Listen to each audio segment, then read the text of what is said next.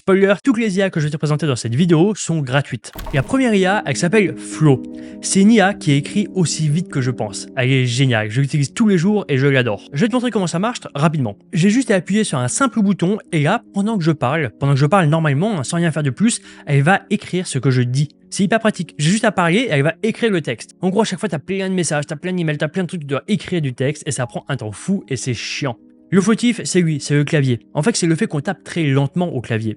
On se rend pas compte parce qu'on est toujours habitué à faire que ça, on n'a pas d'autres options habituellement, mais concrètement, au clavier, on est vraiment lent. Comme tu peux le voir, on tape à peu près à 52 mots par minute, ce qui est pas énorme en vrai. Surtout qu'on parle beaucoup plus vite. En vérité, on parle à peu près à 150 mots par minute. Donc concrètement, on est 3 fois plus rapide en parlant plutôt qu'en écrivant au clavier. Ça paraît logique, hein, évidemment, mais ça veut dire qu'à partir du moment où tu peux utiliser la voix plutôt que le clavier, eh ben tu peux diviser par 3 le temps que tu passes chaque jour à faire n'importe quelle tâche qui est liée à l'écriture. Toi, il y a forcément un temps fou que tu passes chaque jour à écrire des documents pour ton métier ou même pour ta vie perso. Avec cette IA, tu vas pouvoir diviser par 3 le temps que tu passes à chaque fois là-dessus. Donc là, on est sur une IA qui est vraiment utile au quotidien, tu vois. C'est pas un gadget, c'est pas un petit truc optionnel en plus, c'est un truc qui va te faire gagner un temps considérable chaque jour. Bon, comment l'utiliser? Il suffit de rester appuyé sur la touche FN de ton clavier, et là tu as un petit bouton qui est apparu en bas, t'as vu? Il est en train de m'écouter parler, et pendant que je parle, il va récupérer ce que j'ai dit et transcrire ça sous forme de texte. En plus, il écoute vraiment tes intonations, la façon dont tu parles.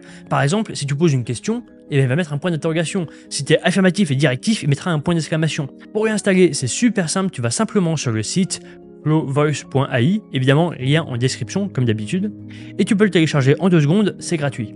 Si jamais tu es sur Windows, eh ben tu as SpeechPulse qui est l'équivalent et qui marche aussi très bien. Même principe, même fonctionnement, mais pour Windows. Bon, maintenant, il y a la deuxième IA que je trouve excellente, elle s'appelle Perplexity. Et c'est une IA qui me rend un peu plus intelligent chaque jour. Mais parce que pendant la journée, tu te poses forcément plein de questions. Pour te donner un exemple, il y a quelques jours, je discutais avec un ami du revenu universel. Il s'avère que c'est lui qui m'a appris que Sam Altman, le PDG de ChatGPT, de OpenAI, a fait une étude pour essayer le salaire universel sur plein d'habitants et pour voir ce que ça donnait. Évidemment, quand tu apprends ça, tu as plein de questions qui te viennent en tête. Moi, je sais que je me suis posé la question, ok, ça coûterait combien si on voulait le mettre en place concrètement en France? Et puis surtout, est-ce que économiquement, est-ce que c'est possible? Est-ce que c'est intelligent? Est-ce que c'est viable? Est-ce que c'est une bonne mesure économique? Et même humainement, est-ce que c'est une bonne solution qui va nous rendre plus heureux et plus sereins? Ou est-ce qu'on va tous finir dépressifs? En gros, j'ai eu plein de questions qui sont venues en tête, et le problème c'est que si je fais une recherche Google, eh ben c'est pas bien fait, c'est pas agréable. Typiquement, si je fais une recherche Google, est-ce que le salaire universel ça pourrait fonctionner? Regarde, le premier lien sur lequel je tombe, c'est un document qui est intéressant mais qui est hyper long. Moi je voulais simplement une petite réponse, j'ai pas envie d'avoir le pourquoi du comment de toute l'histoire du salaire universel. Après, j'ai le deuxième lien, c'est quoi? C'est juste une vidéo, en fait, aucun article, rien, juste une vidéo YouTube. Pareil, moi je veux une réponse rapide, j'ai pas envie de regarder 10 minutes une vidéo. Ensuite, là j'ai un document complet avec une tonne d'articles, même principe. Moi je voulais juste une réponse rapide et simple et compréhensible. Bref, quand tu as des questions auxquelles tu veux des réponses rapides et bien faites, Google c'est chiant et c'est long et c'est pas pratique. Alors que si j'avais posé la même question à Perplexity, et en quelques secondes, je vais avoir une réponse complète avec toutes les bonnes informations. Arguments pour, arguments contre, le problème de la mise en œuvre. Et derrière, j'ai plein d'autres questions et je peux lui poser en 2 secondes. Par exemple, il m'a pas dit combien ça coûte, il m'a dit que ce serait très coûteux. Je lui ai dit combien ça coûterait pour la France. Je lui pose la question, il va me répondre simplement et rapidement en se basant sur des sources qui sont sérieuses.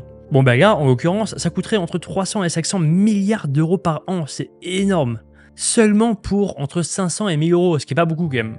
Et surtout, même en enlevant les minima sociaux, eh ben en fait ça changerait rien, ça coûterait quand même beaucoup trop cher. Donc en gros, j'ai une réponse qui est bien faite, rapidement, avec toutes les bonnes informations.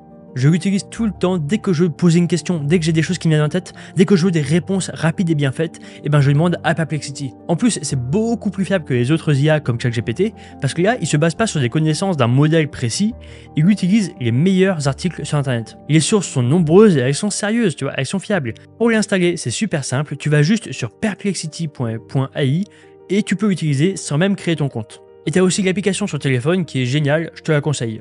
Troisième IA, remove.background. C'est une IA vachement pratique parce que tu lui donnes une image et elle va supprimer le fond derrière pour te la rendre transparente. C'est hyper pratique. Donc si on va dessus sur remove.background, même pas besoin de créer un compte. On va prendre une image par exemple, celle-ci, tu vois. Et là, automatiquement, en 2 secondes, il va nous supprimer l'arrière-plan pour qu'on ait une bonne image transparente et qu'on puisse utiliser partout, tu vois, dans des visuels, dans des graphiques, dans des designs, dans ce que tu veux facilement. Ça, avant, il fallait Photoshop pour le faire. Et Photoshop, ça coûte 30 balles par mois, c'est super cher.